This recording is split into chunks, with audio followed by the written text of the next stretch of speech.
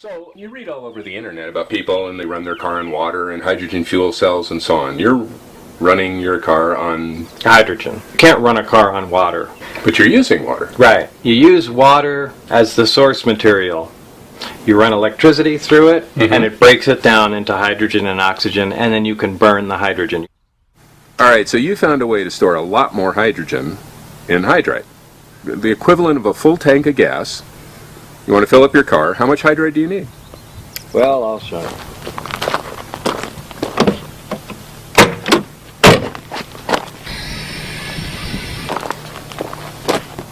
No way.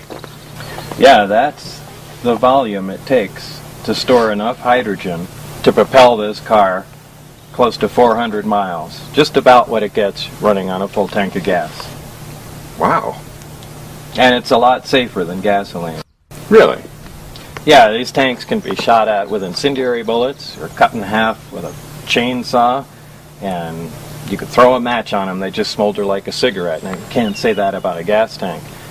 Here, only the hydrogen that you need is released from the tank. When the tank's heated, it produces hydrogen and the car burns it. So there's never much gaseous hydrogen in the system at any given time. So these are the fuel lines? No, what are these? These are this provides power to the heater in the tank and also reads back the temperature of the tank. Why is that important? Well, when you apply heat to hydride, it releases hydrogen. So as power is applied to here, it heats the hydride, right, and then the gas comes out the big hoses on the end. Yeah, you have 4 hoses. Do they all mix into one big hose or something? Because you can only get hydrogen out of hydride at a certain rate with a certain temperature. And a single tank, you can't get it out at the volume you need. So you really just split it into 4 smaller units, heat them separately, and it works just fine. Okay. This is what? This is a Hoffman apparatus. And it's used to produce hydrogen and oxygen from water. For fun, just because it's cool. Well, if you just have a use for hydrogen and oxygen or for demonstration purposes, it works just perfect. All you got to do is fill it with water. That's just regular water, right? Well, actually, water with a little citric acid, potassium hydroxide, anything like that. The more conductive you make the water, the faster hydrogen will come out. And each one of these sides is supposed to be hydrogen and oxygen? Right. One will be hydrogen will bubble up out of one, and oxygen will bubble up out of the other. Remember, water is H2O. Right. So when we break the bond of water apart, we'll get twice as much hydrogen gas as we do oxygen. So we've just connected it there. Right. And just by turning it on, you can see bubbles start pouring up out of there. It's 7-Up.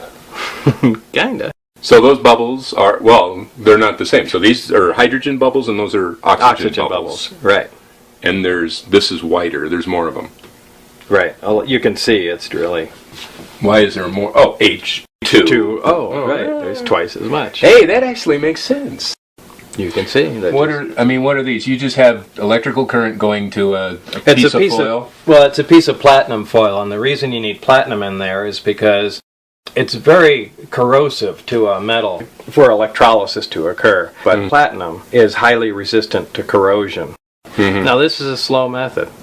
Right. And, you know, it consumes a fair amount of electricity. Now, if the electricity is being produced from solar panels or a wind generator, it doesn't cost you anything, so who cares? But still, you don't want to wait, hours and hours and hours and hours to refill a vehicle. You want something that can produce hydrogen at a fairly quick rate. So let's go ahead and extract some of this. Okay.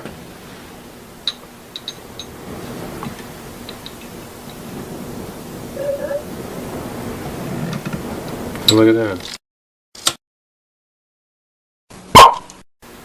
Wow! So there's power of hydrogen. You see, just from water, something exploded. So this is the same thing that was inside the lab?